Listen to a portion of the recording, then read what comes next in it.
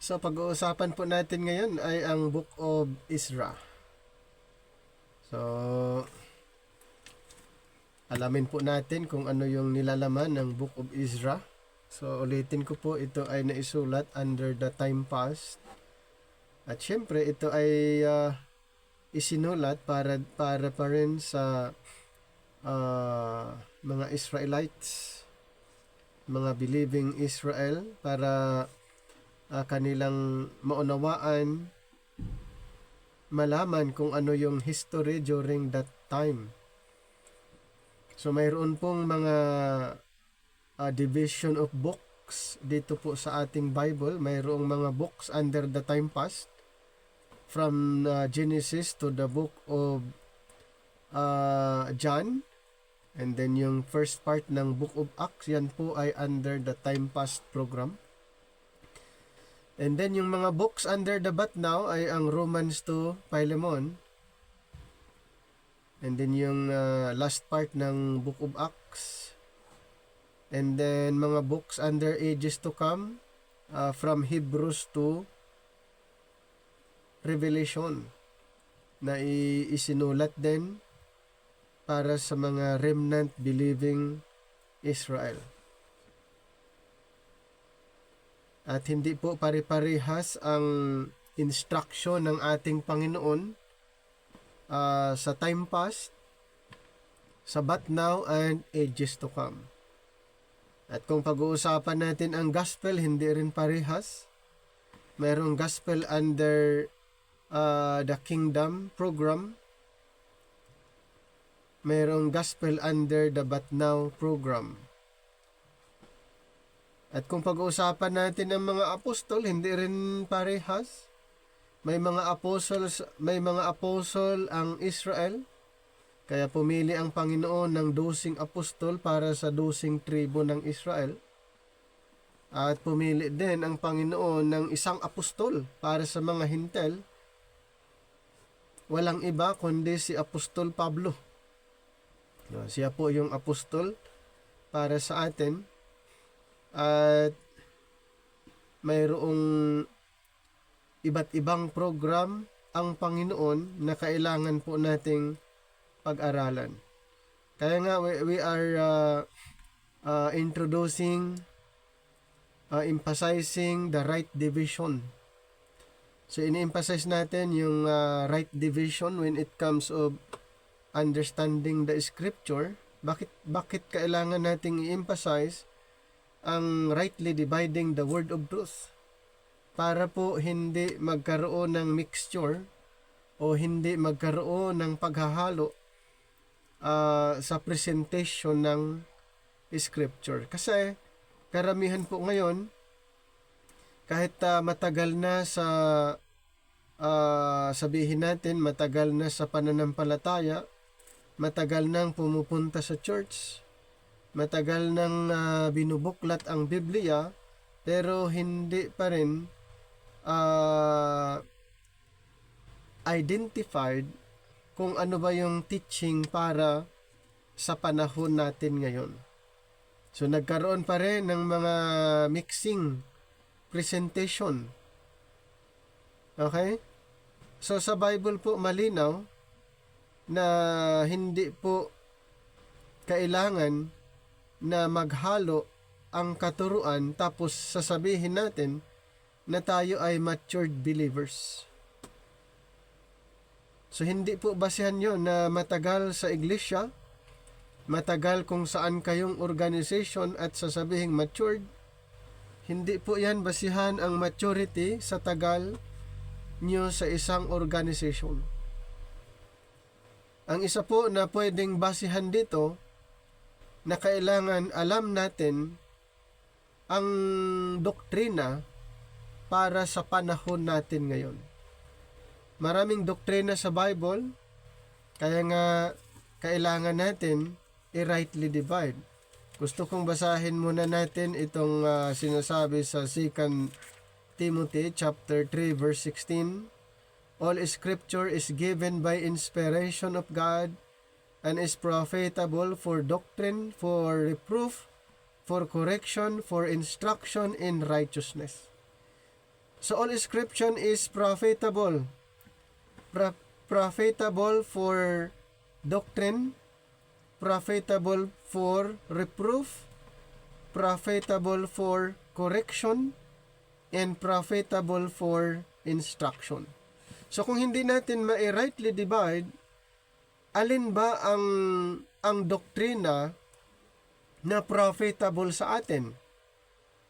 Kung wala ang right division, hindi natin ma-identified alin ang mga scripture na profitable sa atin. Kung wala ang right division, alin ang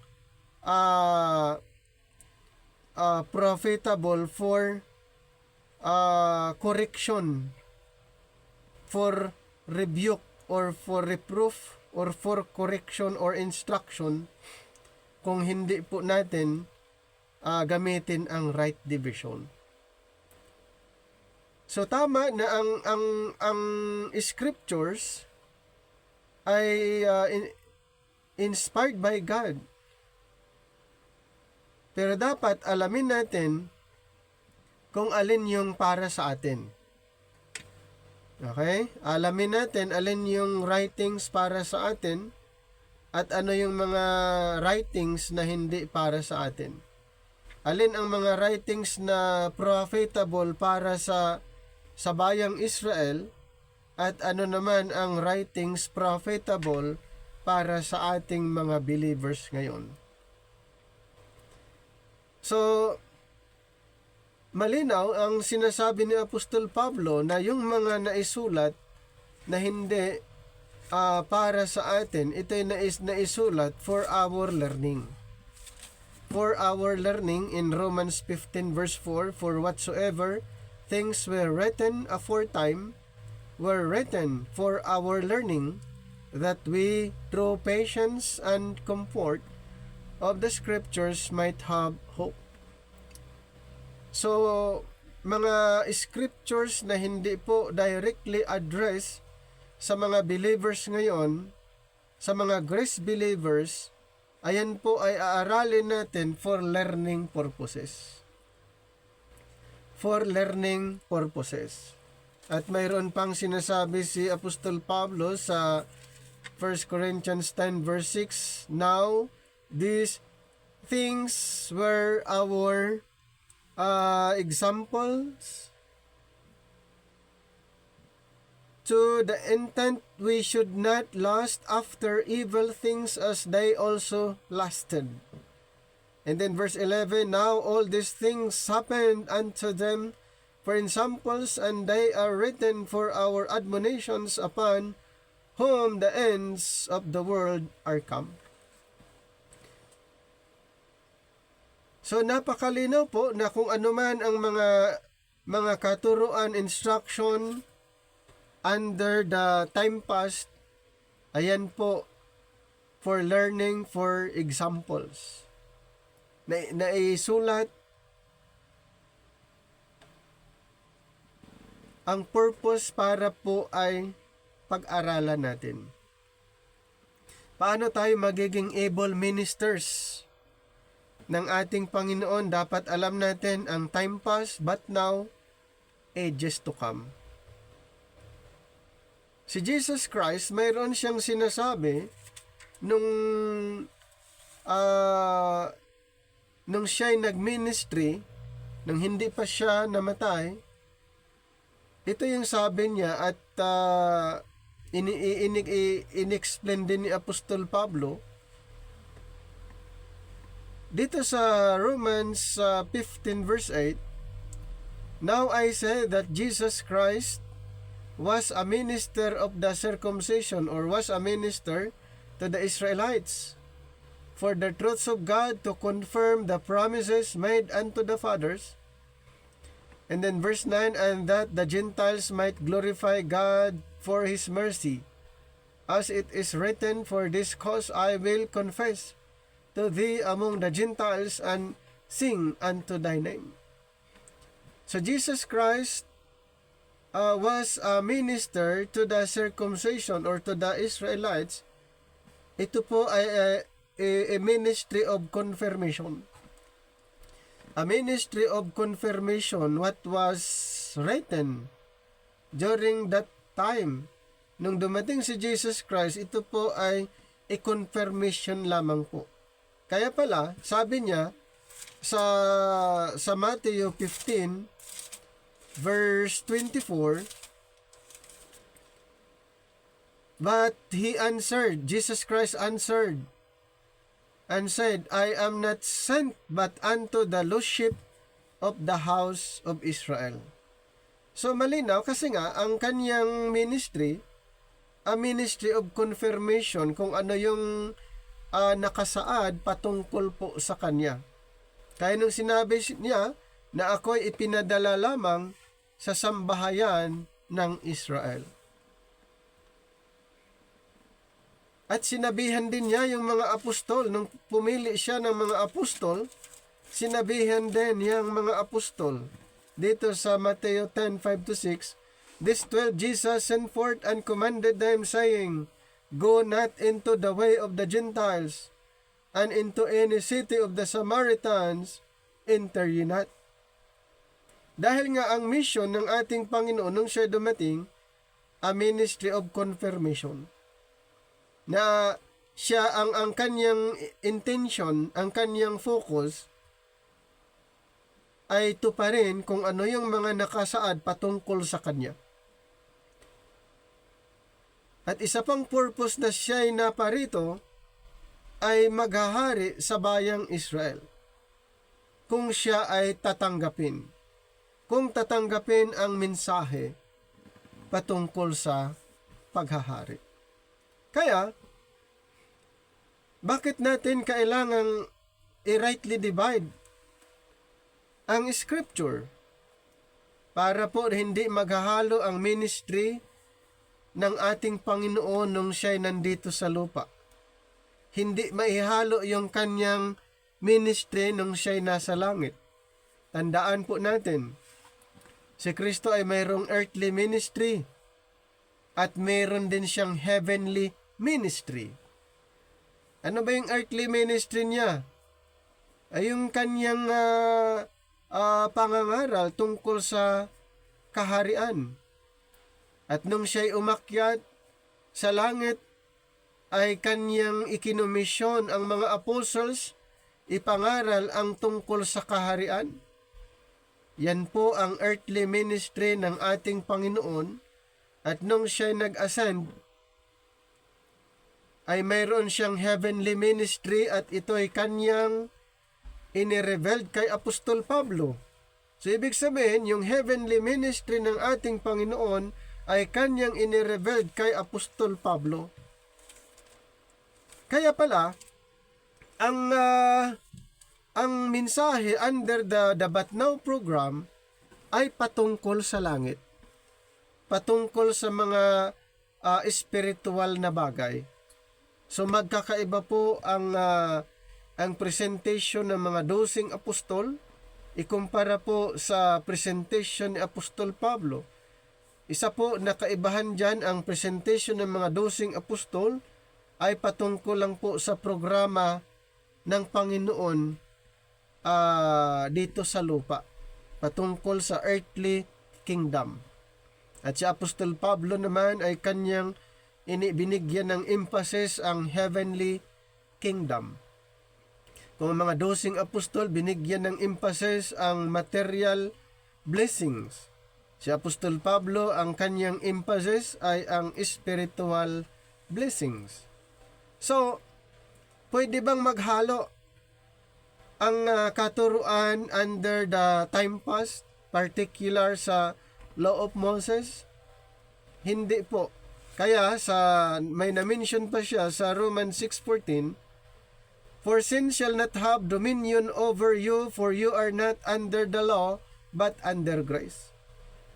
Malinaw po na dito pa lang mayroong division.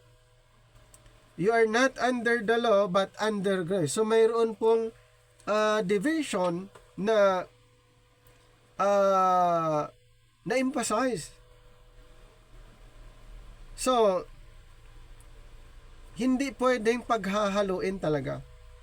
Kaya ulitin ko po dito sa ating pag-aaral, ang goal po natin, maunawaan natin ang scripture sa pamamagitan ng method ng right division. So,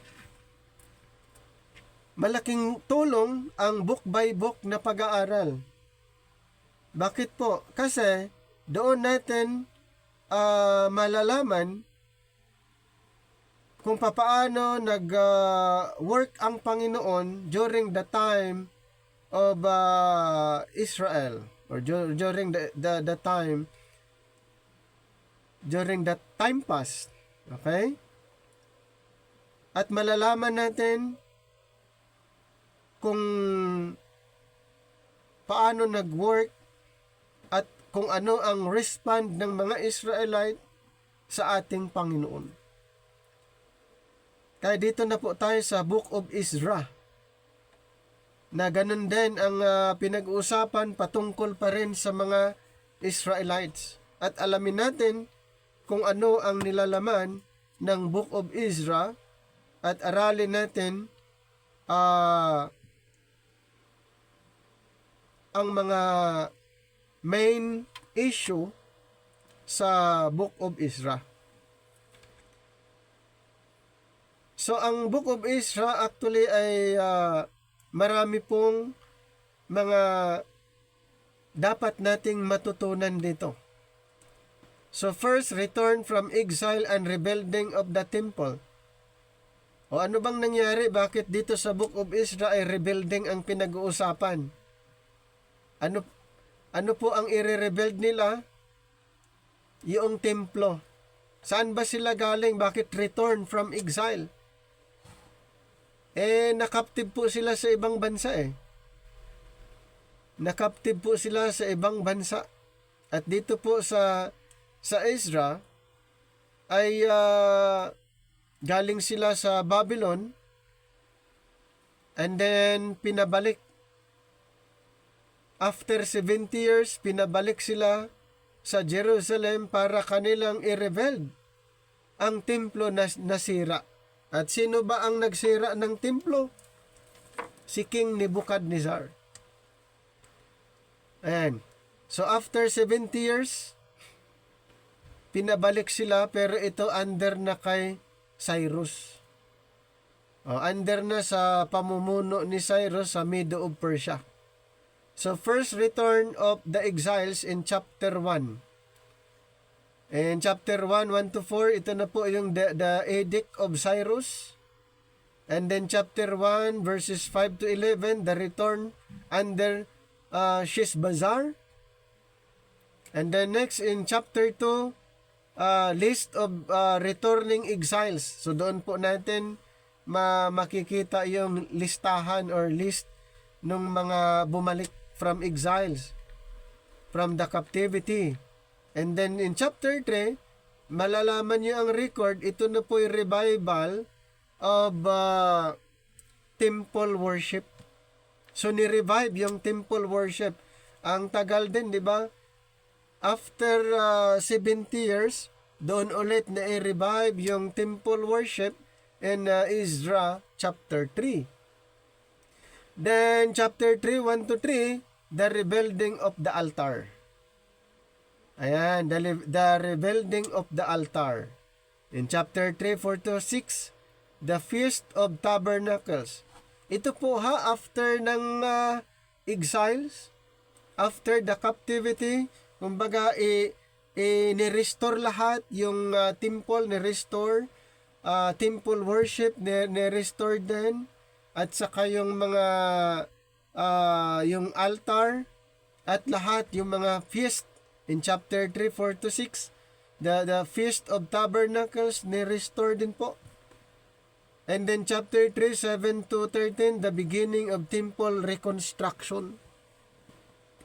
Now, in chapter 4, verses 1 to 23, may mga opposition. Kumbaga, habang nire-rebuild yung templo, may mga opposition. The opposition to rebuilding. Kaya nga hindi matapos-tapos yung pag-build ng templo dahil may mga opposition In chapter 4 verses 1 to 5, opposition during the reign of Cyrus.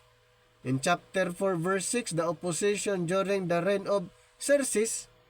And then chapter 4, 7 to 23, opposition during the reign of Artaxerxes. Ang daming mga opposition, kaya yung sa rebuilding ay hindi tuloy-tuloy ang kanilang ginagawa dahil nga sa mga opposition.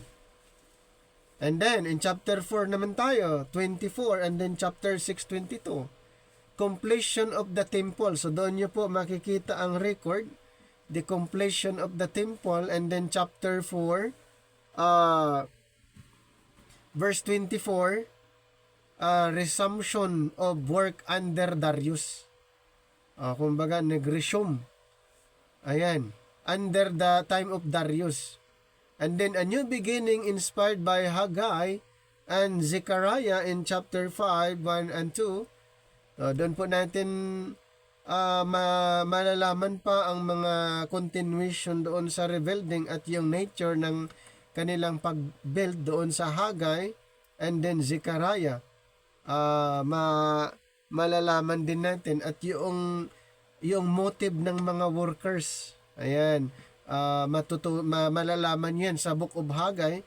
Ano yung mga motibo ng mga workers? Ayan, in-explain po ni Haggai. So abangan nyo yan. Alamin natin yung mga characteristic ng mga tao habang nire-restore or nire-rebuild yung temple. And then in chapter 5, 3 to 5, the interventions of the governor Tathenai. In chapter 5, 6 to 17, report to Darius. And then chapter 6, 1 to 5, the search for the decree of Cyrus. How about in chapter 6? We are still in the book of Ezra. Darius ordered for the rebuilding of the temple. In chapter 6, 6 to 12. So napansin niyo po from Darius and then Cyrus to Darius, and then ordered for the rebuilding of the temple. And in chapter 6:13, the completions of the temple. And then chapter 6, 16 to 18, dedication of the temple. And in chapter 6, 19 to 22, the celebration of Passover. Ibig sabihin, yung mga ginagawa nila before the captivity ay na-restored after 70 years. Okay? Ni-restored ang mga activity nila, mga temple worship, mga ginagawa nila, mga offerings, lahat after 70 years ay ibinalik. So, Ezra's return and reforms in chapter 7 to chapter 10. Ezra's return to Jerusalem, chapters 7 to 8. And then introduction in chapter 7, 1 to 10. Yung pagbalik nila at yung pag-reform doon sa temple sa Jerusalem. And then the authorization by Artaxerxes in chapter 7, 11 to 26. And in chapter 7, 27 to 28, Ezra's doxology. In chapter 8, 1 to 14, list of those returning with Ezra. So kumbaga, nung bumalik kasama ni Ezra, nandoon yung list sa chapter 8 naman. Then yung chapter 8, 15 to 20, the search for Levites. Siyempre naman, bakit kailangan search for Levites? Dahil sila ulit, ang line of Levites ulit yung mag-perform doon sa temple. So kailangan yun. Dahil ang qualified lang po na mag-perform ay ang mga Levites. Okay? Mga Levites po. So in chapter 8, 21 to 23, prayer and fasting. And then chapter 8, 24 to 30, the assignment of the sacred articles. Chapter 8, 31 to 36, the journey and arrival in Jerusalem. Ayan, pwede nyong basahin yan kung gusto nyong alamin pa ang mga pangyayari in detail. Sundan nyo lang po yung mga yung outline na nakita nyo po dyan sa screen. Pwede nyong sundan yung mga verses at madali nyong mauunawaan. And then chapters 9 to 10, Ezra's reforms. Chapter 9, verses 1 to 5, the offense of mixed marriage. So dito may may aayusin sila. The offense of mixed marriages. In chapter 9, 6 to 15, Ezra's confession and prayer. And then chapter 10, verses 1 to 4, the people's response. Chapter 10, verses 5 to 15, the calling of a public assembly. So ito na po, kumbaga parang nag-uumpisa ulit sila dahil nga panibagong henerasyon na po ito after 70 years. Panibagong henerasyon, hindi na po katulad nung dati, kailangang i-orient ulit sila ng panibago dahil within the period of 70 years ay wala po silang temple worship dahil nga nandoon sila sa exile, nandoon sila sa captivity. So walang temple worship, wala lahat yung kanilang mga in-observe na mga holidays, feast, yung mga fiesta at yung mga sabbats at kung ano paman. So dito after 70 years kailangang ma-orient ulit sila nung inirebuild yung temple at i-orient ulit sila kung ano ang dapat nilang gagawin. Dahil itong mga bagong henerasyon na ito ay wala silang idea kung papaano dahil sa period ng 70 years ay nandoon sila sa captivity. So, in chapter 10, 16 to 17, investigations of the offenders. And then chapter 10, 18 to 43, the list of offenders. Ayan po. The dissolution of mixed marriages naman in chapter 10 verse 44. So, ang Book of Ezra, ito po, na-divide ito yung first part, patungkol sa construction na ang nangunguna si Zerubbabel. Sa 7 to 10 ay reformation under sa leadership ni Ezra. So, chapters 1 and 2, census and journey. Pagdating naman sa chapter 3 to 6, ay ito po, yung the time of Zerubbabel. Ito na po, yung construction ng temple, foundation, opposition, determination, and then completion. And then in between dyan yung later mapag-aralan natin yung kay Esther. In between kasi dyan, in between ng Book of Ezra ay yung sa time ni Esther. Sa time ni Esther and then si Xerxes. Pero later mapag-aralan natin yan.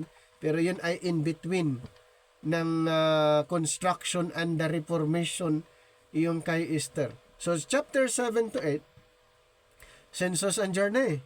Okay. Under the leadership of Ezra. And then chapter 9 to 10, the revival. The revival, condition, confession, covenant, cleansing. Yan po yung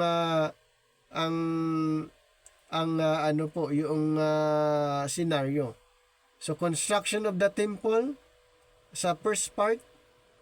Okay, and then reformation of the people time ni Artaxerxes doon sa last part under sa leadership ni Ezra. At yung sa first part, ito na si Cyrus, the Persian king, and Darius. Pero doon sa last part, sa time na ni Artaxerxes, sa last part ng chapter 7 to 9, si Artaxerxes na ang in charge. Pero the first part of the Book of Ezra, during the constructions of the temple, ay si Cyrus and Darius. So, Revival and Reformation ang pinaka tema ng Book of Ezra. So Ezra is a reconstruction of the temple and restoration of the people. So reconstruct the temple and restoration of the people. Bakit kaya kailangan ng restoration? Yes, kasi nga ang nangyari, sila po ay galing sa captivity.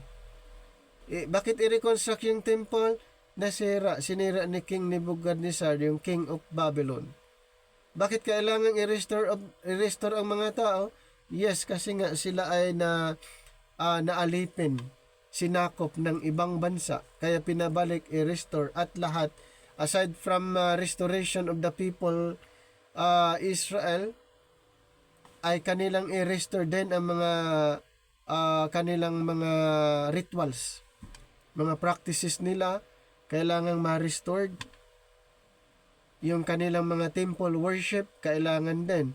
Kaya, after 70 years na sila po ulit ay pwedeng sumamba, pwedeng mag-observe ng mga holidays, pwede nilang gagawin yung dating ginagawa ng kanilang mga forefathers. So when we talk about the author, though the book of Ezra does not name its author, Jewish tradition, the Talmud ascribes it to Ezra along with Chronicles and Nehemiah. So mayroon pong tinatawag na suggested author, since na hindi nabanggit yung kung sino yung author, pero ayon sa tradition ay si Ezra, katulad ng Chronicles and Nehemiah. So modern scholarship often agrees that Ezra is the author and that he wrote this using various documents. So some modern scholars agree that Ezra is the author of this book. In chapter 4, 7 to 16, mayroon pong mga patutuo, and then in chapter 2, 1 to 70, the genealogies and the personal memoirs in chapter 7, 27, chapter 9 to 15 as his source. So in the Vulgate Latin Bible, Ezra and Nehemiah are titled First and Second Esdras. So ito naman ay recorded on sa Latin Vulgate or Vulgata. While the apocryphal books called First Esdras in the English text is Third Esdras in the Vulgate. Ayan, sa ito ay sa apocryphal books ay mayroon silang Esdras at saka Third Esdras doon sa Vulgate. Pero sa ating King James Bible or sa Bible natin, 66 books ay isa lang, Ezra. So the fact that Ezra is the principal character of the major sections of Ezra lends further support to his authorship. He takes part in the events described in chapters 1 to 10 and also in chapters 8 to 10 of Nehemiah. In both cases, the passages are written in the first person. So tradition holds that Ezra was the founder of the great synagogue where the canon of Old Testament scripture was settled. So according to the tradition si Ezra isang founder ng great synagogue where the canon of the Old Testament scriptures was settled. Kumbaga doon yung canon of the Old Testament ay inaayos doon sa Great Synagogue, at according to the tradition na ang founder doon sa synagogue na yun ay si Ezra. Another tradition says that the collected the biblical books into a unit and that he originated the synagogue form of worship. So ito po ay according lamang sa tradition. How about the date of writing? Ezra wrote between 457 BC and 444 BC. Although some date the book around 330 BC, its linguistic similarities with the 5th century Aramaic papyri from the Jewish community at Elephantine, Egypt, argue for an earlier date during the lifetime of Ezra, who lived to the time of Nehemiah in Nehemiah chapter 8, verses 1 to 9, in chapter 12, verse 36. And then Ezra probably finished the book between 456, when the events of in Ezra chapter 10, 17 to 44 took place, and 444 when Nehemiah arrived in Jerusalem, according to Ryrie. So about the title of the book, in the ancient Hebrew Bible, Ezra and Nehemiah were treated as one book. So according to the ancient Hebrew, ang Nehemiah at saka yung Ezra ay isang book lang according to the ancient Hebrew. So the book of Ezra, modern Hebrew Bibles designate the twofold arrangements of Ezra and Nehemiah. Sa ancient Hebrew, Nehemiah and Ezra isang libro lang. Pero during the modern Hebrew Bible ay ginawang dalawa na. The twofold arrangement, kaya separate na yung Ezra and Nehemiah as in our English version. Father Josephus, ayon ay kay Josephus, doon sa kanyang Epion 1.8, and Jerome preface to the commentary on Galatians. Ganun na po, dalawa na po yung book. Hiwalay na yung Ezra at saka Nehemiah. So, there's an evidence that the two books were originally separate. Pero katulad ng binanggit po natin, ay ito'y mga presentation lamang ng mga Bible scholars, kung ito ay separate or nag-unite or iisa lang na book, or ito ay separate. So the list in Ezra 2 and Nehemiah 7 are basically the same. So this would militate against the idea that the two books were originally one, for it would seem strange to repeat the same list in one volume. Kaya ulitin ko po, iisa lang originally, and then later on sa modern Hebrew Bibles ay ginawang dalawa. So the name Ezra for the titles of the first work comes from the major person in the second half of the book, who also appears in chapters 8, chapter 12 of the book of Nehemiah. So when we talk about the theme and purpose from an historical standpoint, Ezra continues the narrative where 2 Chronicles ends and traces the history of the return of the Jews from exile in Babylon and the rebuilding of the temple. So actually more on ang emphasis dito, the rebuilding of the temple, and then yung restoration ng Israel. So from a spiritual and doctrinal standpoint, Ezra demonstrates how God fulfilled His promise to return His people to the land of promise after 70 years of exile, as announced by the prophets. So mapansin niyo po, kahit sila ay na-captive 70 years doon sa Babylon, pero ang Panginoon ay nangako after 70 years sila'y pabalikin, at ito ay na-mention din ng mga propeta. So as in Chronicles, Ezra as a priest, so ito pala si Ezra, isa siyang priest, shows the centrality of the temple and its worship to the life of the nation as God's people. Kasi alam ni Ezra yung pinaka-center, kaya pinapahalagahan niya lalong-lalo na yung sa temple worship. So it begins with the decree of Cyrus, king of Persia. So which allowed a remnant of the people to return. The people enthusiastically began rebuilding the temple but were delayed for 18 years. Bakit kaya? Delayed for 18 years by enemies from the north. Hindi tuloy-tuloy yung kanilang pag-build dahil may mga kaaway. Finally, a decree from Darius let them finish. Kaya sa time ni Darius, itinutuloy niya yung naumpisahan. Sa Ezra chapter 1 to chapter 6. So chapter 7 to 10 tell about the return of the priest Ezra who taught the people the law and reform the nation's spiritual life. Napansin niyo sa 7 to 10, bumalik itong si Ezra at tinuruan niya ang mga Israel regarding the law of Moses and then the reformation. Para ma-reform ang mga Israelites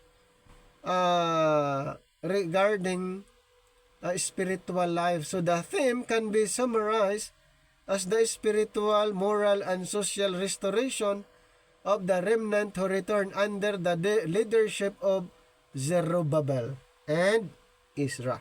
Nakuha niyo po, bakit kailangan nila ang spiritual reformation? Kailangan yung moral and social restoration. Tandaan po natin, galing po sila sa captivity. Galing sila sa Babylon. 70 years sila doon. Pinabalik. And there's a time ni Cyrus and Darius. Inirebuild yung templo na nasira. At sa pangunguna nila Zerubbabel and Ezra, so kailangang i-educate ulit sila dahil itong mga Israelites na ito ay panibagong henerasyon na naman to. After 70 years, wala silang idea kung papaano ba. Kaya mayroong ino-orient ulit sila. Panibago na naman to. How about the key word? Fitting with the concepts to return to the land and the temple in Jerusalem. Two key words are Jerusalem, which occurs 48 times, and temple, which occurs 25 times. And proceed po tayo sa key verses in chapter 1 verse 3. Whoever there is among you of all his people, may his God be with him. Let him go up to Jerusalem, which is in Judah, and rebuild the house of the Lord, the God of Israel. He is the God who is in Jerusalem. In chapter 2, verse 1, now these are the people of the province who came up out of the captivity of the exiles whom Nebuchadnezzar, the king of Babylon, had carried away to Babylon and returned to Jerusalem and Judah, each to his city. Napansin niyo po, si Nebuchadnezzar yung responsible. Siya yung hari that time na ang Judah ay dinala doon sa Babylon. And in chapter 6, 21, 22, and the sons of Israel who returned from exile, and all those who had separated themselves from the impurity of the nations of the land, to join them, to seek the Lord God of Israel, ate the Passover, and they observed the feast of unleavened bread 7 days with joy, for the Lord had caused them to rejoice, and had returned the hearts of the king of Assyria toward them, to encourage them in the work of the house of the God of Israel. And then for Israel had set his heart to study the law of the Lord, and to practice it, and to teach his statutes and ordinances in Israel. Ulitin ko po, bakit itinuturo ulit? Dahil panibagong ano na naman po ito, sit up. Panibagong group. Kumbaga, henerasyon. Kaya kailangan ulitin ko po, ma-orient ulit sila. at kung ano yung mga practices, mga holidays, fiesta, kailangang ma-orient itong mga Israelites na galing sa exile. How about the key chapters? Key chapters would include the decree of Cyrus allowing the remnant to return in chapter 1. And then the foundation of the temple completed in chapter 3. Then the completion and dedication of the temple and the keeping of the Passover in chapter 6. Then the return under Ezra and his prayer in chapters 7 to 9. And then when we talk about key people, we considered Cyrus, the Persian king who decreed to allow the return. And then also Ezra, the priest and the scribe. So Ezra ay hindi lang siya priest, siya din ay isang scribe or writer. And then Joshua, the high priest. So and Zerubbabel. So paano natin ma-picture si Christ dito sa Ezra?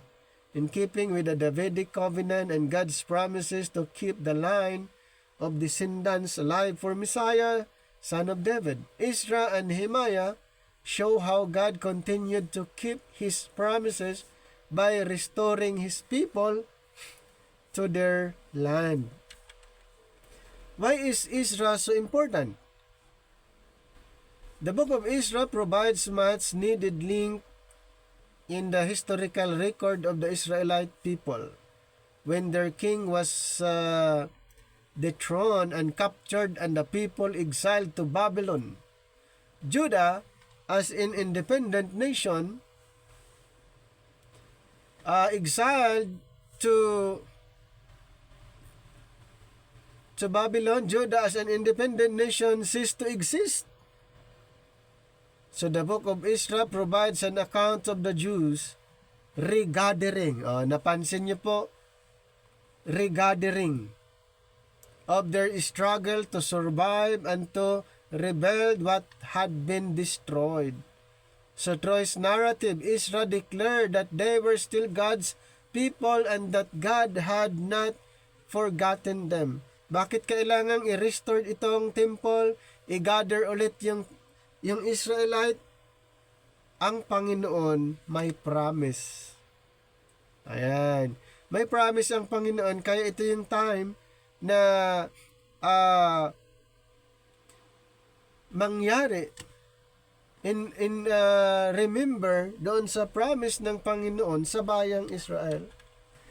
So in the book of Ezra, we witness the rebuilding of the new temple. So more on, po ito, ang record ay rebuilding and restoration. So the unifications of the returning tribes as they shared common struggles and were challenged to work together.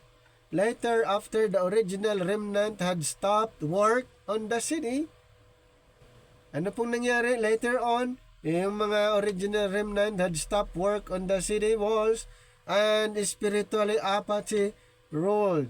Ezra arrived with another 2,000 people and sparked a spiritual revival. So by the end of the book, Israel had renewed its covenant with God and had begun acting in obedience to Him. So ang reason pala kung bakit sila ay nag-stop ay nagkaroon po ng problem sa spiritual spiritual part ng kanilang buhay. Kaya ito si Ezra ay ginamit para ma-revive itong mga Israelites, remnant Israel. So by the end of the book, Israel had renewed its covenant. So ano pong nangyari? Kailangan nila ng renewal. So na-renew yung covenant. Kumbaga, sinabi ulit sa kanila, pinaalala ulit sa kanila yung covenant, and then sila naman po ay sumunod sa Panginoon. So Ezra also contains one of the great intercessory prayers of the Bible. So itong si Ezra, isa siyang hinahalin tulad na nag-intercede sa mga Israelites katulad ni Daniel sa Daniel chapter 9 and then Nehemiah chapter 9. So his leadership proved crucial to the Jews' spiritual advancement.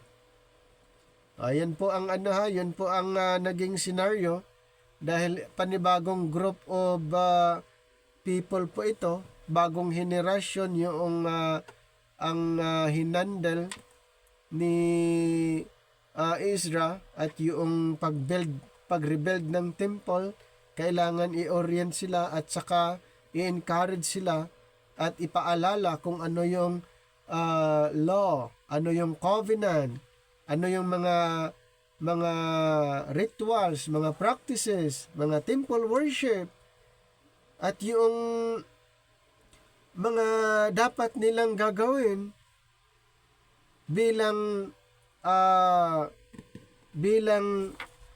chosen, bilang covenant people ng ating Panginoon. So what is the big idea? Ezra's narrative reveals two main issues faced by the returning exiles. Number 1, the struggle to restore the temple. Naku po, yes, bakit may struggle? Mayroong opposition. In Ezra chapter 1 to chapter 6 verse 22. Number 2, the need for spiritual reformation. Bakit kailangan po? Yes, kailangan po nila ng spiritual reformation dahil alam naman po natin na sila galing sa captivity. So, no idea kung ano ang dapat nilang gagawin. So, sa pamagitan ni Israel ay sila'y na-revive, na-reform, at nagkaroon ng kaalaman tungkol sa Panginoon na ang Panginoon pala ay nangako sa kanila. Ang Panginoon pala mayroong covenant sa kanila at kailangan lang po na ipangaral ulit sa henerasyon na ito, sa remnant Israel. Both were necessary in order for the people to renew their fellowship with the Lord. So kailangan talaga. Okay? After the captivity na po ito, after the exiles, kailangan ng Israel ma-renew ang kanilang fellowship sa Panginoon. So a broader theological purpose is also revealed. God keeps His promises through the prophets. God had ordained that His chosen people would return to their land after how many years? 70 years. Ang Panginoon may sinabi na siya. Sinabi na niya sa mga propeta, lalong-lalo na kay propeta Jeremiah, sa Jeremiah 25, na ang kanyang chosen people ay ma-captive within 70 years. So Ezra account proclaimed that God kept His word.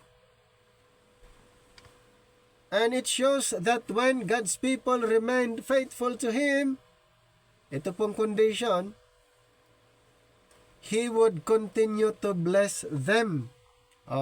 Napansin niyo po yung condition na dapat manatiling tapat ang mga Israelites. And then God would continue to bless Israel. Hence, the book emphasizes the temple and proper worship, similar to Chronicles. So it was mentioned during the time of Chronicles regarding dito po sa blessing. So ang condition po dyan, yung people of Israel dapat mag-remain silang faithful to the Lord, and then God would continue to bless these people. So the last 4 books of the Hebrew canon are Ezra, Nehemiah, and 1st and 2nd Chronicles. So ito ay ayon sa Hebrew canon in that order. At one time, however, Ezra and Nehemiah followed 1st and 2nd Chronicles and were generally considered to be the work of one and the same author known as the chronicler. In recent years, however, the questions of the authorship of Ezra and Nehemiah is seen to be more complex, while some scholars still maintain unity of authorship. So others prefer to speak of the influence of a chronistic school on the formation of Ezra and Nehemiah as a single book. So ito na may according to them at some scholars actually agreed na ang Ezra and Nehemiah ay one book, and then according to the modern Hebrew, ang Ezra and Nehemiah ay separated. So ang goal natin dito, kung isa lang o divided, hindi na natin yan bigyan ng more attention. Pero ang pag-uusapan natin yung content ng book. Okay? So yung content ng book more on Book of Ezra more on restoration and the reformation of the nation Israel. So the treatments of Ezra and Nehemiah as a single book by the earliest editors was undoubtedly due to the fact that in ancient times the two books were put under the one name, Ezra. So the combined work Ezra and Nehemiah is our most important literary source for the formations of the Jewish religious community in the province of Judah after the Babylonian exile. This is known as the period of the restoration, and the two men most responsible for the reorganizations of Jewish life at this time were Ezra and Nehemiah. Kaya later on, we will talk about Nehemiah and then the content. Halos pare-pares lang po dahil ito si Ezra and Nehemiah ay sila yung mga na-mention during the rebuilding of the temple and even the restoration of the nation Israel. So in the present state of the Ezra and Nehemiah text, there are several dislocations of large sections so that the chronological or logical sequence is disrupted. So the major instance is Ezra's public reading of the law. So bakit ito ay ginawa ni Ezra? Tandaan po natin na panibagong henerasyon na po ito after 70 years. Hindi po ito yung before the exile. Ito po yung mga bagong henerasyon na hindi pa totally oriented kung ano ba talaga ang nasa law of Moses. Kasi during in that period of 70 years of captivity ay hindi po sila allowed na magkaroon ng temple worship or mga rituals that time while the chosen people were in captivity. So after that, nung sila'y pinabalik, na-rebuild yung temple, restored yung spiritual life ng Israel, ito na po yung isa pa na ginawa ni Ezra. Binasa niya ngayon ang Law of Moses para ma-orient sila. Others will be pointed out in the footnotes since arguments in favor of the chronological priority of Nehemiah to Ezra are indecisive. We accept the order in the text according to which Ezra's activity preceded that of Nehemiah. So what is known of Ezra and his work is derived also exclusively from Ezra 7 to 10 and Nehemiah 8 and 9. So strictly speaking, the term Ezra memoirs should be used only of that section in which Ezra speaks in the first person in Ezra chapter 7, 27 to chapter 9 verse 15, and then compare the Nehemiah memoirs in Nehemiah chapter 1 verse 1 to chapter 7 verse 7. And then chapter 11 verse 1 and chapter 12 verse 27 to 43. Then chapter 13 4 to 31. So the author combined this material with other source and his disposal. So the personality of Ezra is not so well known as that of Nehemiah. So if we try to compare Nehemiah and Ezra, mas kilala si Nehemiah. Okay? So, how about sa genealogy of Ezra in chapter 7, 1 to 5 traces his priesthood back to Aaron, brother of Moses. This was the accepted way of establishing the legality of one's priestly office. Ito si Ezra kasi ay isa siyang priest and scribe, indicating Ezra's dedication to the study of the Torah, which he sought to make the basic rule of life in the restored community. So ulitin ko po bakit concerned si Ezra na pag-aralan niya yung Torah at saka yung basic rule of life in the restored community. Dahil nga, panibagong henerasyon po ang kanyang kinakaharap or kanyang ini-educate during that time. During the time of rebuilding and then the time of restoration. So it was in religious and cultic reform rather than in political affairs that Ezra made his mark as a post-exilic leader. Jewish tradition holds him in great esteem. The apocryphal Second Ezra. So yung na-mention dito yung apocryphal Second Ezra. Doon sa apocrypha kasi mayroong first, second Ezra and then third. So ganun po. Pero ito po ay hindi po accepted as inspired book ang apocryphal books, pero ito naman ay according to the history, dahil nga na-mention itong sa Vulgate or Vulgata, Jerome Vulgate, doon sa kanyang translation ay isinama ang Esdras, itong apocryphal book. Kaya sa history ay nabanggit itong second Esdras at saka 4 Esdras. So the apocryphal second Esdras sometimes included as an appendix to the Vulgate, where it is known as 4 Esdras, transforms him into a prophet and visionary. So the Talmud regards him as a second Moses. So ito according to ano na lang to according to the history, and hindi to accepted pero isinama lang na mention sa history. At least mayroon kayong idea kung ito'y na-mention, kung i-deeper study nyo ang Book of Ezra.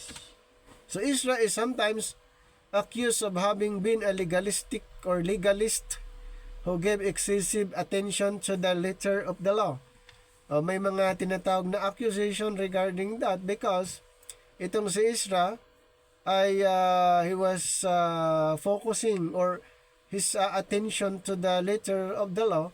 So ang isang reason doon dahil nga ang audience niya ay bago. Kaya binibigyan niya na ang attention yung Law of Moses kasi yan po ay napakahalaga na maunawaan ng mga Israelites. His work, however, should be seen and judged within a specific historical context. He gave to his people cohesion and spiritual unity which helped to prevent the disintegration of the small Jewish community settled in the province of Judah. Had it not been for the intransigence of Ezra and of those who adopted his ideal, it is doubtful that Judaism would have so effectively resisted Hellenism. In later centuries, Ezra set the tone of the post-exilic community, and it was characterized by fidelity to the Torah, Judaism's authentic way of life. It is in this light that we can judge most fairly the work of Ezra during the restoration. How about the literary form and authorship? As in the closely related books of 1st and 2nd Chronicles, one notes the prominence of various lists in Ezra and Nehemiah which have evidently been obtained from official source. Included are list in number 1, the temple articles according to Ezra chapter 1, 9 to 11. Number 2, the returned exiles in Ezra chapter 2, which is virtually the same as Nehemiah chapter 7, verses 6 to 73, and the number 3, the genealogy of Ezra in Ezra chapter 7, verses 1 to 5. Number 4, the heads of the clans. Diba? Na-mention dito yung the heads of the clans in Ezra chapter 8, verses 1 to 14.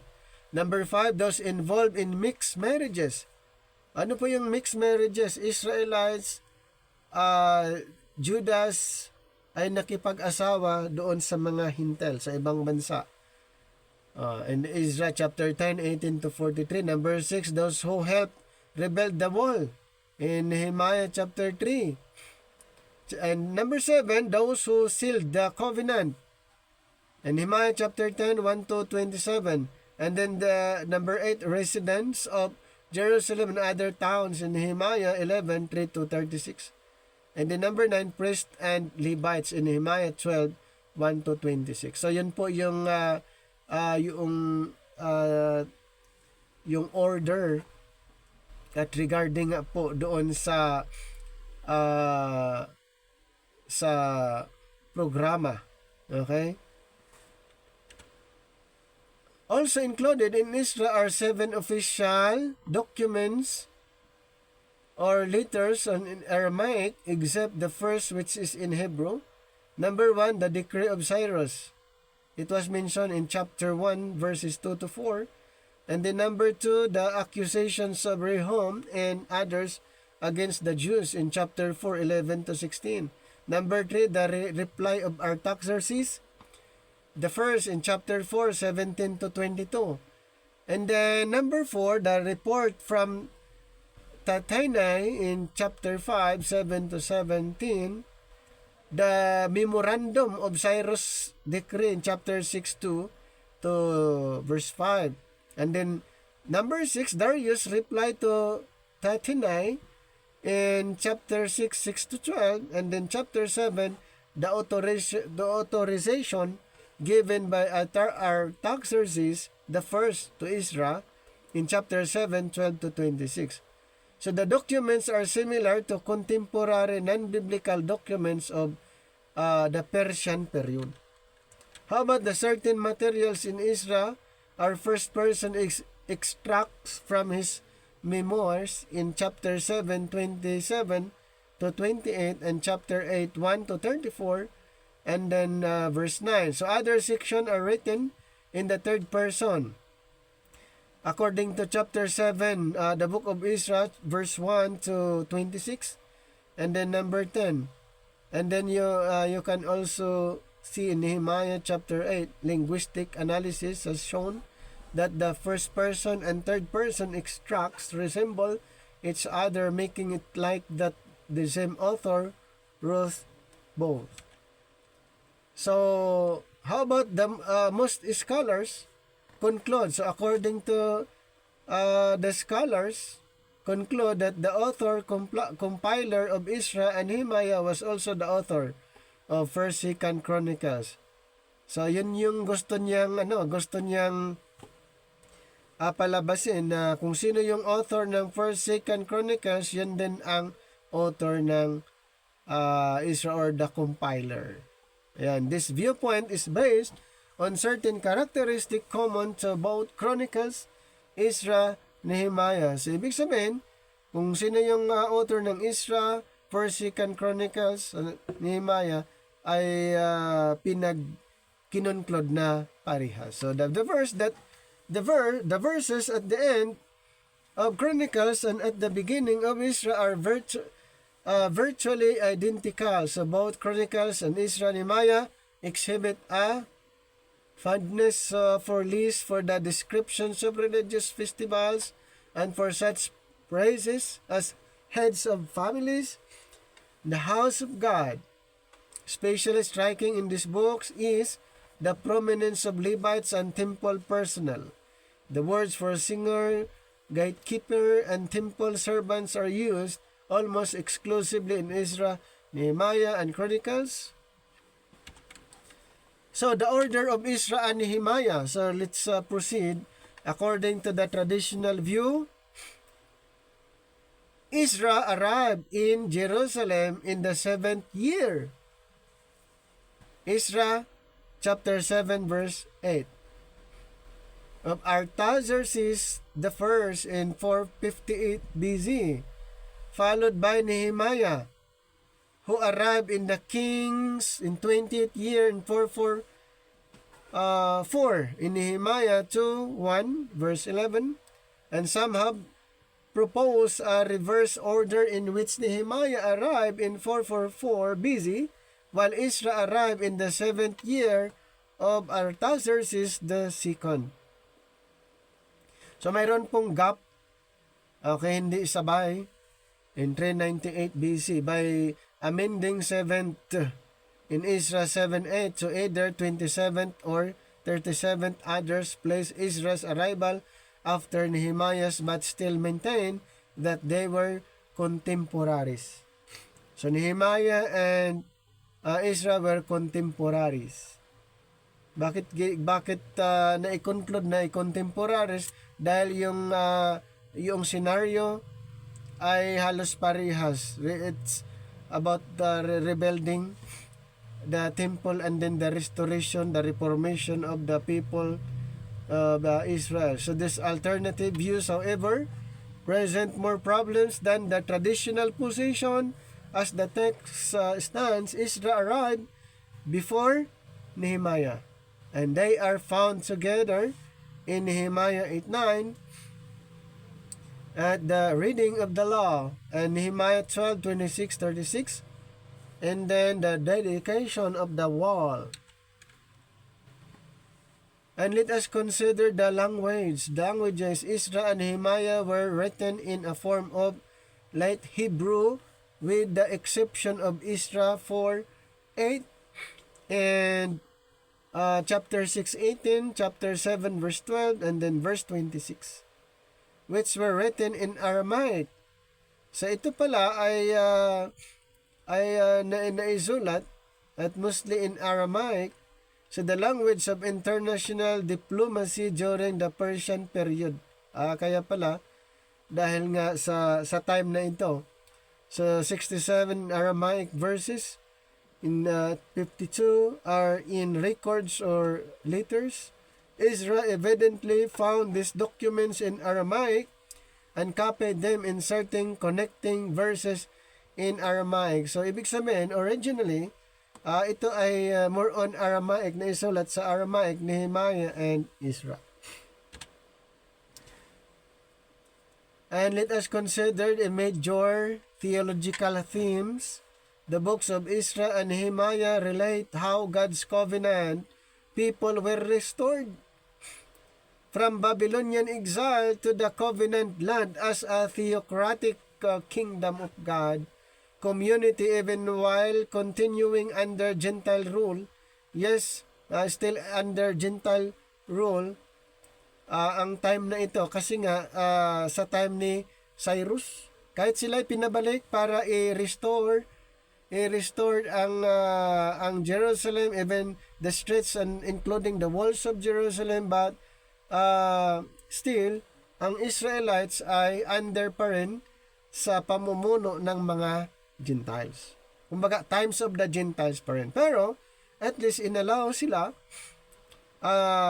ng Panginoon na bumalik at i-observe ulit yung kanilang temple worship. So the major theological themes of this account are the restoration of Israel from exile was God's doing. He moved the hearts of Persian emperors. He moved the hearts of the repatriates and those who supported them. He raised up prophets to prod and support the repatriates. He protected them on the way and delivered them from their opponents.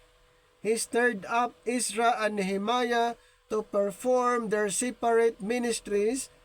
He prospered the rebuilding of the temple and Jerusalem. So tandaan po natin yun ha. Yan po yung tinatawag na theological themes during that time, even though that Israelites were under the Persian government, Persian emperor, but God moved the heart of this Persian emperor para i-rebuild yung temple at i-allow yung temple worship at yung iba pang mga rituals. So the restoration of the covenant community was complete, even though political independence was not attained. Yes, complete, but mayroon pong hindi nasunod. All Israel was repatriated through a representative remnant. So the temple was rebuilt, and its services, daily sacrifices, priestly ministries, Levitical priests, annual feast, ano pong nangyari? Na-revive. Naibalik din lahat. So revive in accordance with the law of Moses and the regulations instituted by David. The law was reestablished as regulative for the life of the community. The holy city, which Jerusalem, was rebuilt and inhabited. That people were purged. The covenant was renewed. So nakita niyo po, ang ganda po ng kaya pala napakahalagang mapag-aralan ang Ezra and Nehemiah para makita niyo paano nag-work ang Panginoon under sa leadership ni Ezra and Nehemiah at paano nila na-orient ulit ang mga bagong henerasyon na ito after 70 years of exile, after the captivity. Just as God used the world powers to judge His people, so He used them to restore His people to their land. Nakita niyo po. God used the world powers. Sino po yung world powers that time? Si Cyrus. Ginamit para ma-restore lang yung tao. Yung Israel, ma-restore yung Israel, ma-restore yung kanilang land, ma-restore yung temple.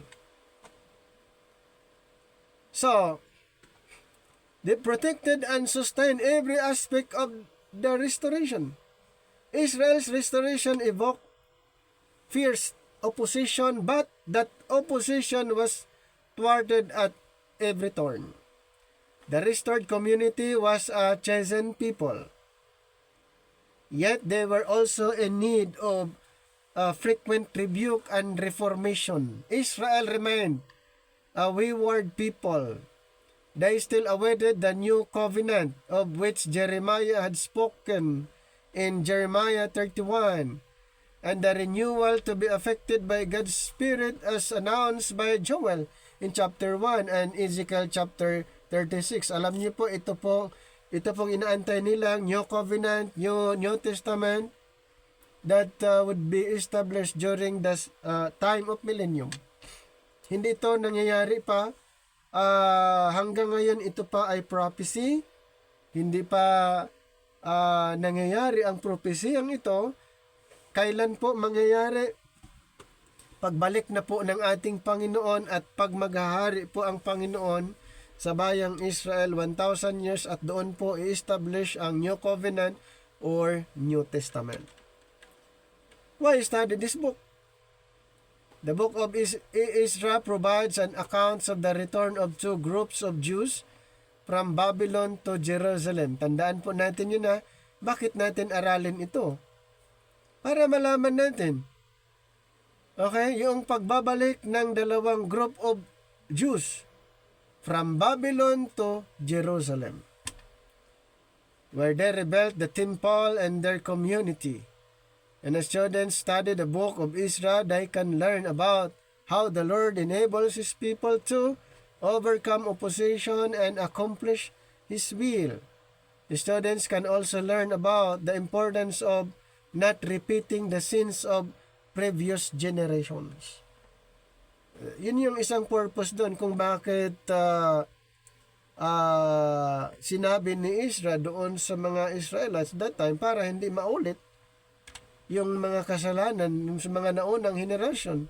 The last 4 books of the Hebrew canon are Ezra, Nehemiah, and 1st, 2nd Chronicles. In that order. At one time, however, Ezra and Nehemiah followed 1st and 2nd Chronicles and were generally considered to be the work of one and the same author known as the chronicler.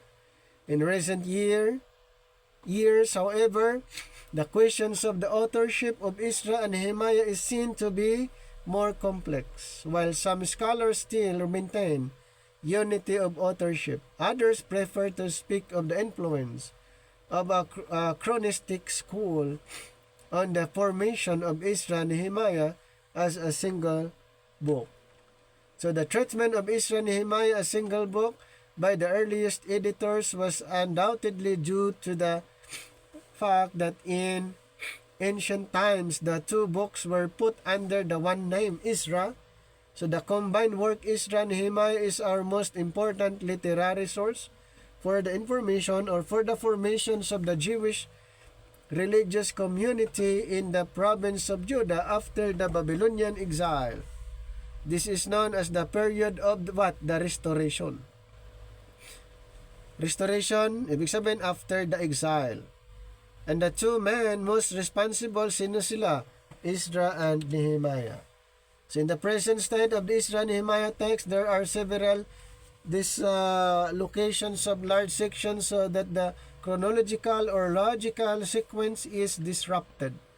So the major instance in Ezra is Ezra's public reading of the law mentioned in chapter 8, the book of Nehemiah.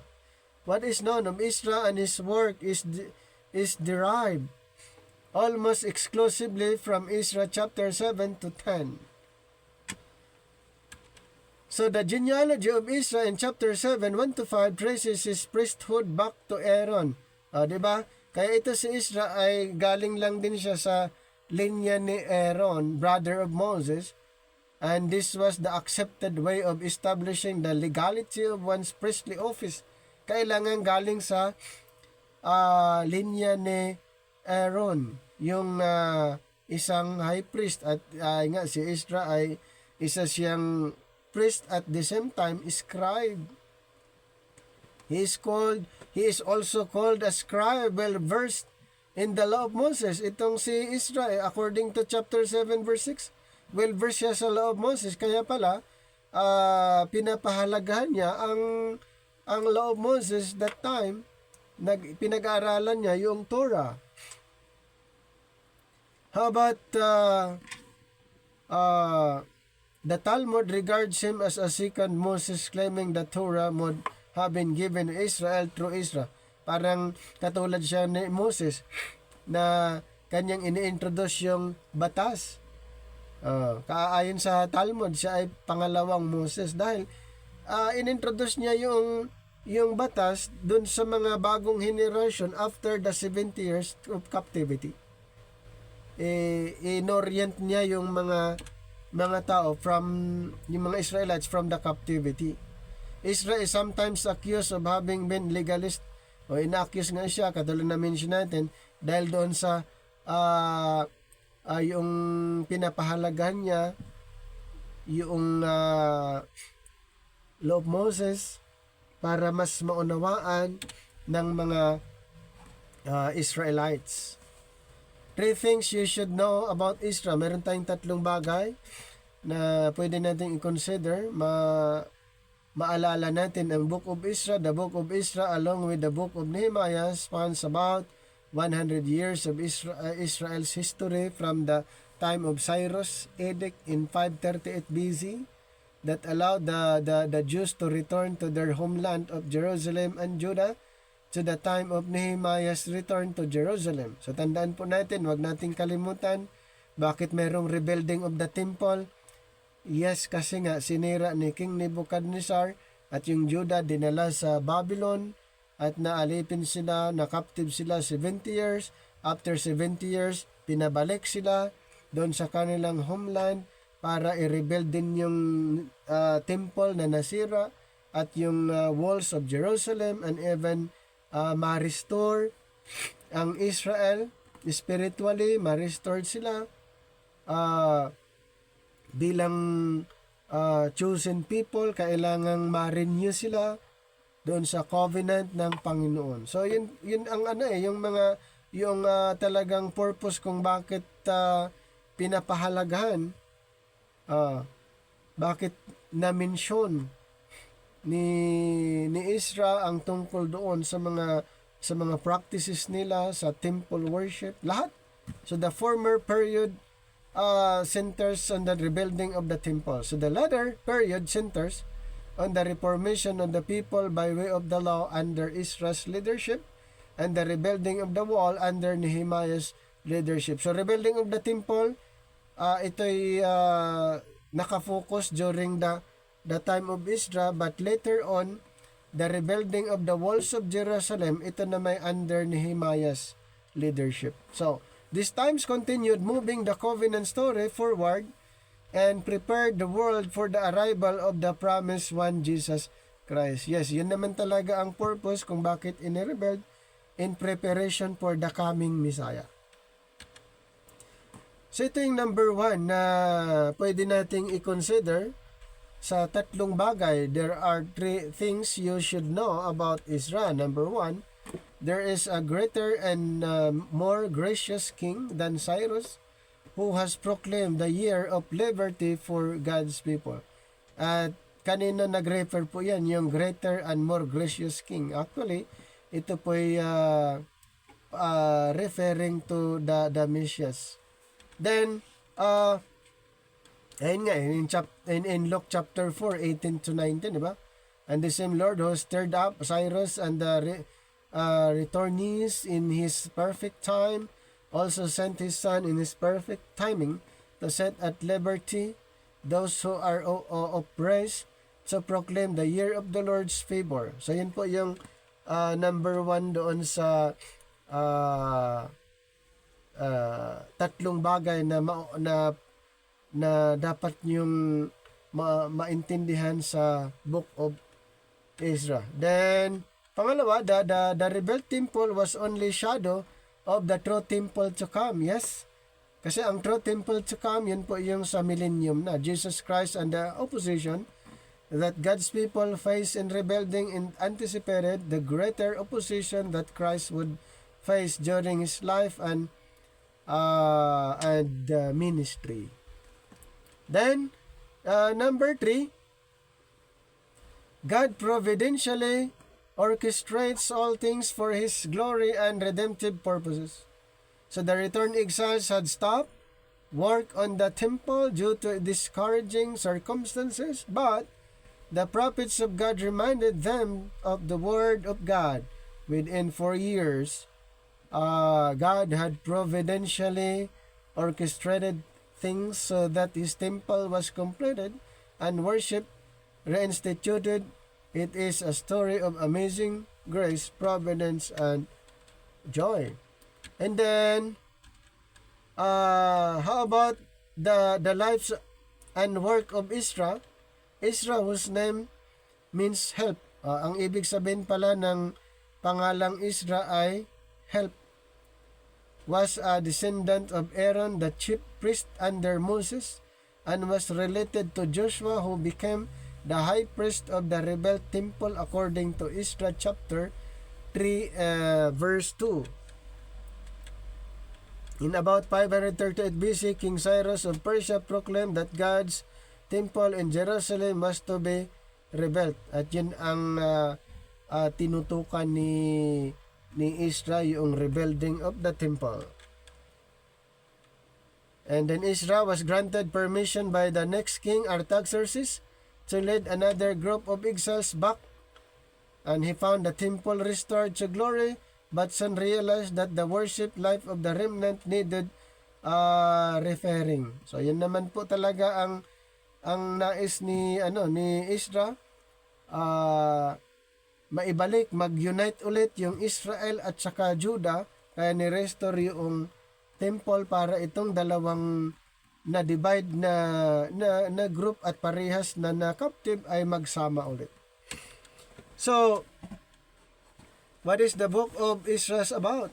The book was originally written for those Jews who were returning to Jerusalem. So, yan po yung doon. Para magkaroon lang ng idea, record regarding sa mga Israelites na bumalik doon sa Jerusalem para i-rebuild ang kanilang temple at ma-restored sila spiritually. Why should we read Ezra? Reading the book of Ezra as well as the corresponding books provides us with comprehensive historical accounts of that period. Through learning places and names, we can gain a greater context for the words these prophets wrote. This account teaches us what it means to stay committed to a task. Ezra as well as Nehemiah reminds us of some powerful ways we can show worship to God. Kaya nga doon, makikita natin paano yung worship na na-mention ni Ezra sa chapter 9, 5, 15. He practices of prayer, and then chapter 8, 21, na-mention doon yung fasting, prayer and fasting, and then confession in Ezra 10. So, he was talking about to the Israelites at particular doon sa revival para ma-revive sila ang Israel, ma-restore, ma-reform. So, kailangan itong kailangan na ituro ni Ezra, educate sila itong mga Israelites na walang masyadong idea kung papaano nila i-worship ang Panginoon dahil nung nandoon sila sa captivity, wala silang ganong ginagawa. Gagawin parang first time nilang gagawin ito doon sa temple pag na-rebuild at lahat ng mga practices, rituals, fiesta, holidays, lahat ay gagawin nila. Kaya pala makita natin napakaseryoso ni Ezra na ituruan, i-educate itong mga Israelites, itong mga remnant na galing doon sa captivity. Meron tayong 5 lesson from the book of Ezra. Una, we can trust in God's deliverance. And then pangalawa, we need times of rededication and renewal. God blessed the Jews with a revival after a long period away from the homeland. Number 3, we will face opposition to living a godly life. God protected those who were working on rebuilding the temple from others who tried to frustrate and discourage them. Number 4, we must stay rooted in God's word. God chose Israel to become the protector of His law and a prayer intercessor for the Jews. Number 5, we are called to act on our faith. The Lord moved in the hearts of His people to listen to and obey Ezra's pleas, especially about intermarriage outside the faith. So yun yung nais ni Ezra na maging masunurin lahat itong mga remnant Israel, kaya inorient ulit niya. Okay? So, actually, ang marami pa tayong pwedeng pag-aaralan dito po sa book of Ezra. Kaya katulad ng binanggit ko po, ito ay summary lamang po. At pwede po kayong mag-self-study, go deeper sa pag-aaral. Ito po ay mga ilang information lamang na pwedeng makakatulong po, additional learning lang po. Kung ano yung mga naunawaan nyo sa Book of Ezra, considered as yung natutunan natin, additional learning. So hanggang dito na lang ang ating pag-aaral sa Book of Ezra.